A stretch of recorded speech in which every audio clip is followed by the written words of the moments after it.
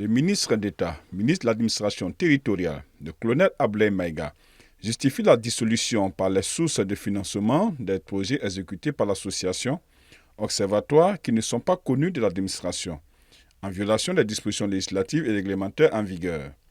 Le ministre d'État signale également que le président de cette association, Dr Ibrahim Sango, s'adonne à des déclarations de nature à troubler l'ordre public, y compris ses pronostics sur le taux de participation au référendum de juin 2023, en violation des prérogatives de l'autorité indépendante de gestion des élections. Pour des analystes, cette décision de dissolution de l'Observatoire ne surprend guère, car selon eux, depuis un certain temps, on assiste à la restriction de la liberté d'expression par les autorités de la transition. Pour le docteur Bala Kounaré du parti Sadi, cette décision est injuste et démontre la mauvaise foi des autorités militaires qui ne sont pas prêts à vouloir organiser les élections pour un retour à l'ordre constitutionnel.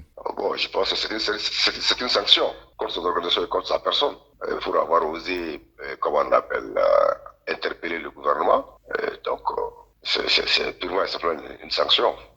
Une tentative aussi comment on appelle, de couler le bec à tous ceux qui demandent la tête des élections. Comme il l'a dit, effectivement, c'est la question sécuritaire, parce que pour eux, c'est Kidal qui était le goulot d'étanglement de tout le processus. Et Kidal, l'armée est rentrée à Kidal. Et donc, aujourd'hui, la question des élections doit être à l'ordre du jour pour mettre fin à la transition. Mais la vérité, il faut qu'on se demande, est-ce que ces gens veulent réellement partir? C'est une atteinte aux libertés publiques. Les critiques ne sont plus admises. Il faut qu'on dise clairement les choses, qu'on appelle clairement les choses comme on ne peut pas leur nom. C'est une dictature rampante. Joint au téléphone, Ibrahim Sanko, responsable de l'Observatoire, n'a pas voulu commenter cette décision. Mais il affirme que cette décision est liée à une récente interview accordée à la radio allemande Deutsche Welle. Au cours de cet entretien, il a dit, je le cite, « En mars 2024, nous en serons à 3 ans et demi de transition et de sortie de la démocratie. Il faut un retour à l'ordre constitutionnel, car depuis 2012, aucune élection ne s'est tenue sur l'ensemble du territoire. Si l'on doit attendre une sécurisation totale pour organiser des élections, nous serons dans les 15 ou 20 ans à venir. » Fin de citation.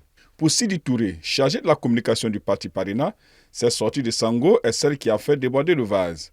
Car selon lui, aujourd'hui, aucune voix discordante aux idéaux de la transition n'est la bienvenue. Les observateurs sont censés tout ausculter.